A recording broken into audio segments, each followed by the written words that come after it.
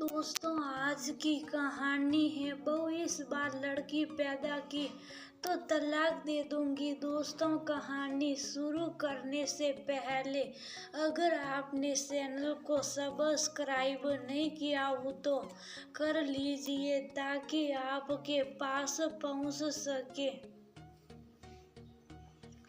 हर नया वीडियो। नीना, अगर इस बार भी बेटियां होगी तो क्या होगा? अरे नीना, बेटे के लिए ये टोटका करो। अरे नीना, तुम ये पढ़ो, तुम्हारे बेटा ही होगा। ये सब बातें सुनकर नीना का दिल जोर जोर से धड़क रहा था क्योंकि उसकी ये 4थी डिलीवरी थी और उसके पास पहले से ही 3 बेटियां थी।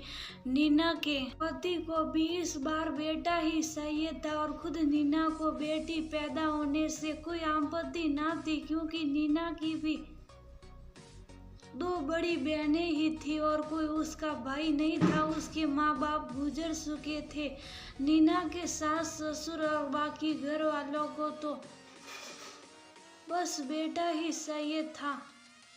नीना तीनों बेटियों को प्यार से रखती थी। उनकी दादी को उनसे ज्यादा लगाव ना था पर दादा प्यार करते थे। दादा को पोते की साथ जरूर थी पर ऐसा नहीं था कि वो अपनी पोती को न माने।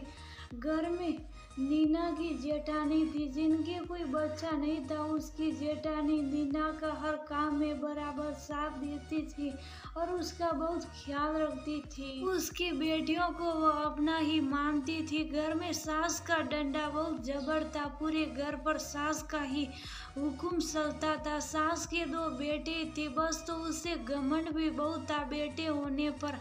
नीना जब भी सास के सामने आती तो उसकी सास यही सुनाती कि इस बार तो पोता होगा। सारे गांव वालों से उसका यही राग कि इस बार पोता ही होगा हमारे यहाँ। ये सब बातें लगातार नीना के दिमाग में तनाव बनाती जा रही थी। प्रेगनेंसी उसे अपने ऊपर एक बोझ जैसी लगने लगी थी।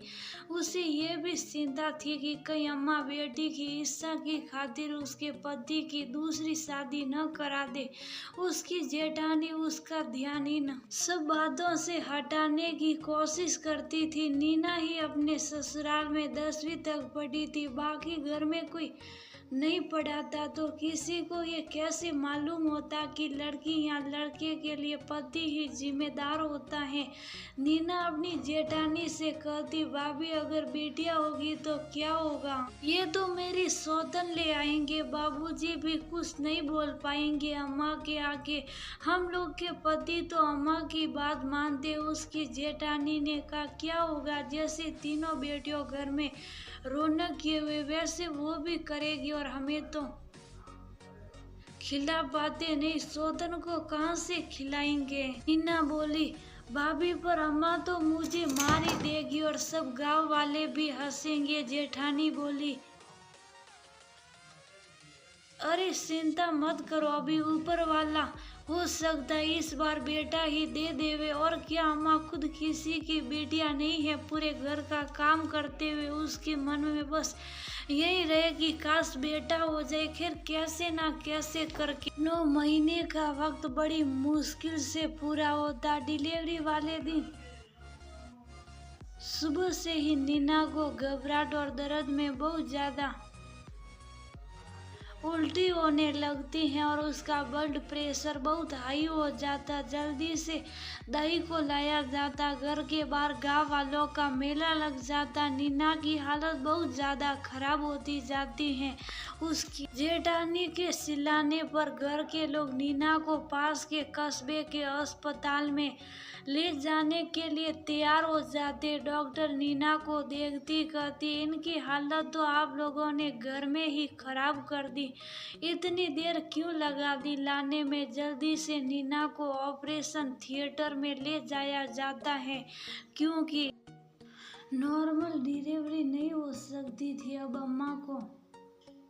और नीना के पति को टेंशन कि खर्च कैसे होगा। तभी अंदर से बच्चे के रोने की आवाज आती। सब लोग दरवाजे की तरफ देखते। सिस्टर बच्चे को लेकर आती हैं और सबको बताती हैं बेटियां हुई हैं। ये सुनकर अम्मा और नीना का पति सख्ते में आ जाते। पीछे से डॉक्टरनी आती और बताती है हम नीना को नहीं बचा पाए।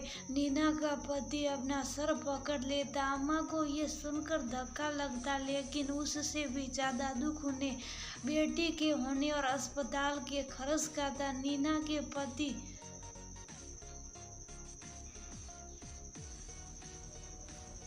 चले जाने का दुख अगर किसी को सच में था तो उसकी जेठानी को था, क्योंकि उसकी बेटियां तो अभी नासमझ थी। नीना के मरने के कुछ माह बाद उसके पति ने दूसरी शादी कर ली और उसकी बेटियों की मां अब उसकी जेठा